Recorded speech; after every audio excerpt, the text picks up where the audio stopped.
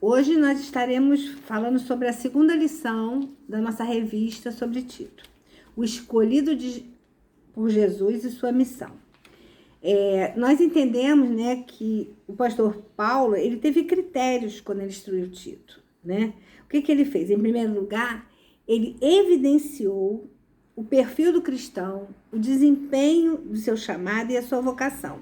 Nós lemos em Tito 1:1, Paulo, servo de Deus e apóstolo de Jesus Cristo, para promover a fé, que é dos eleitos de Deus, e o pleno conhecimento da verdade, segundo a piedade. Então, nós lemos que faz-se necessário que seja considerado e assumido a condição de servo. Quer dizer, nós precisamos nos tornar-se servos. Se nós não temos esse perfil, nós precisamos sermos transformados, né? E em 1 Tessalonicenses 9, a gente lê que todo cristão que foi salvo para servir a Deus, e esse Deus que é vivo e verdadeiro. Então, evidencia-se também que o estar na condição de servo não é fazer questão de seus bens, né? Não é fazer questão da sua personalidade, ou seja, não importa o que nós temos, não importa quem nós somos. E em Romanos 6:22 a gente lê: agora, porém, libertados do pecado, transformados em servos de Deus, o fruto que vocês colhem é para a santificação. E o fim, neste caso, é a vida eterna. Então, quando a gente pensa nisso, a gente pensa assim, não seremos mais nós, vamos assim, a nossa pessoa, por exemplo, nós falamos, não, eu sou Ângela, né? Nós falamos, não, eu sou uma serva de Deus, né? Quer dizer, o nosso eu não vai ficar tão assim evidenciado. Por quê? Porque nós seremos reconhecidos por servos obedientes, por servos da justiça, sendo que essa justiça não é a nossa justiça, essa justiça é a justiça de Deus. Servos que estão alinhados conforme a vontade de Deus e a orientação de Deus na nossa vida. Precisamos ser promovedores de fé, precisamos promover a fé e não vamos ser apenas adeptos do Evangelho. Não, eu estou no Evangelho porque eu sou adepto a ele, não é por aí. Então, o mais importante é o nosso testemunho. E quem vai nos ajudar? É o Espírito Santo. À medida que nós formos nos enchendo do Espírito Santo em nossas vidas, que nós formos buscando a palavra de Deus, que nós formos orando, perseverando na fé, aí nós conseguiremos, né, sermos transformados em servos. Então, essa fé é dos eleitos, ela é do escolhido. Mas que fé será essa, né? A gente fala em fé, será uma fé salvadora, será uma fé que está no Evangelho, remidora em Jesus, justificada através de Jesus, que é acompanhada de arrependimento, né? E é necessário para isso que a gente realmente se arrependa dos nossos pecados, para que a nossa caminhada seja sempre segundo a vontade de Deus.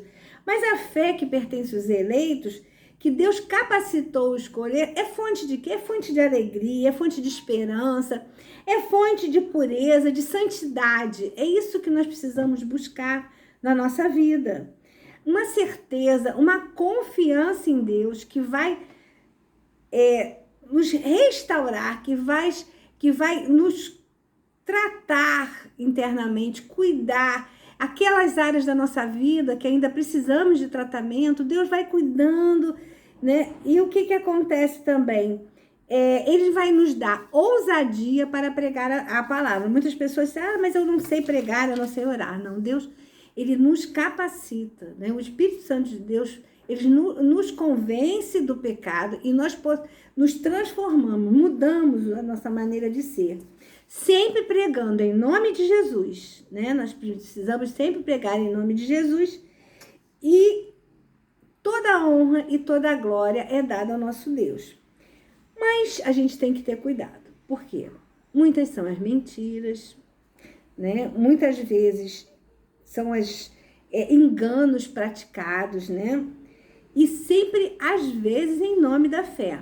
Então, nós temos que perceber que, em terceiro lugar aqui, é importante a gente estar atento de como estamos andando no caminho do Senhor, se nós estamos andando segundo o Evangelho, não é? De um modo digno, não é?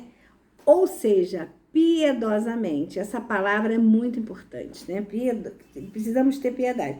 Nós voltamos aqui, né, no Tito 1:1, que diz: e o pleno conhecimento da verdade segundo a piedade, né? Será que nós sabemos o que é piedade? Ou será que estamos em saber, interessados em que seja piedade? Será que vale a pena viver sem piedade? Quer dizer, tudo isso são reflexões que nós precisamos fazer. E, às vezes, mesmo não só no mundo que a gente chama, né, de todo essa vida secular que a gente tem e tudo, mas, às vezes, no ambiente mesmo de uma igreja, há irreverência, né? Às vezes há mentiras, há também desprezo, há, assim, uns sentimentos que não estão alinhados à vontade de Deus. Então, o que acontece? Paulo identificou na igreja de Creta tudo isso que a gente está falando aqui foi identificado na igreja de Creta. E hoje em dia, não é muito diferente aqui conosco, né? Então, vamos ler agora 2 Timóteo 2, 16 e 17, que há uma exortação que eu acho muito importante para nós. Evitar igualmente os falatórios inúteis e profanos, pois os que se entregam a isso avançarão cada vez na impiedade. Além disso, a linguagem deles corrói como câncer. Aí ele cita: entre esses estão Himeneu e Fileto. Em Creta, como hoje, em muitas igrejas acontecem. Muitas vezes não há aquele espírito de comunhão, as atividades religiosas, todas as atividades que existem, né, não traduzem um contato com Deus. E a gente tem que ter aquele propósito santo, né? Tanto no âmbito de adoração, como no relacionamento com as pessoas.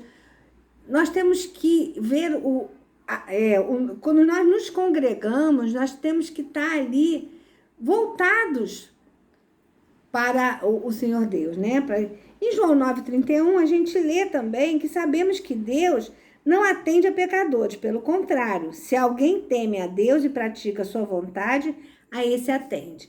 A nossa natureza é pecaminosa, nós sabemos, e vivemos numa batalha, né? Vivemos buscando a Deus, pedindo que Ele nos renove, nos transforme. É difícil? É, mas para Deus nada é impossível. Então nós vamos na esperança dessa restauração, dessa transformação.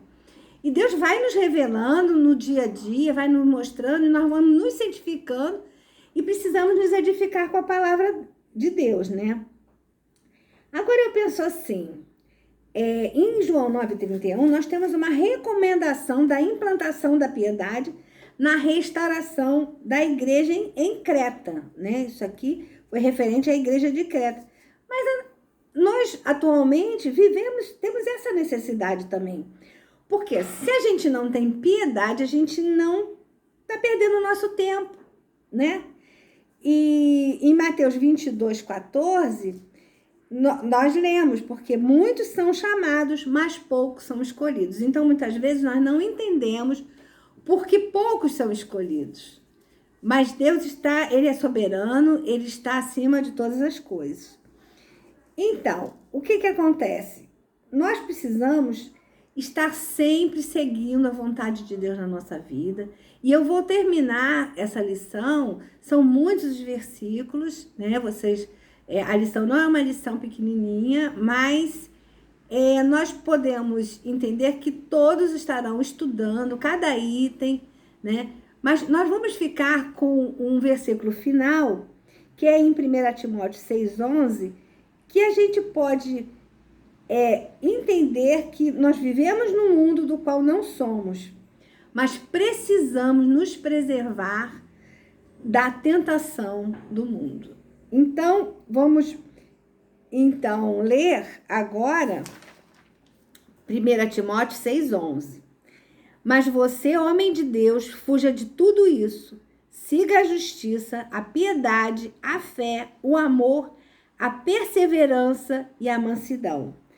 Então, nós precisamos viver como povo eleito, propriedade exclusiva de Deus, raça eleita, povo que não tem nada do que se envergonhar. Amém? Então, eu vou fazer uma oração finalizando. Senhor Deus, obrigado pela tua palavra, Senhor, que possamos ser tocados pelo teu Espírito Santo em nossas vidas. Muda a nossa vida, nos transforma, Senhor, nos restaura. Eu te agradeço por tudo e te peço, perdoa as minhas falhas em nome de Jesus. Amém.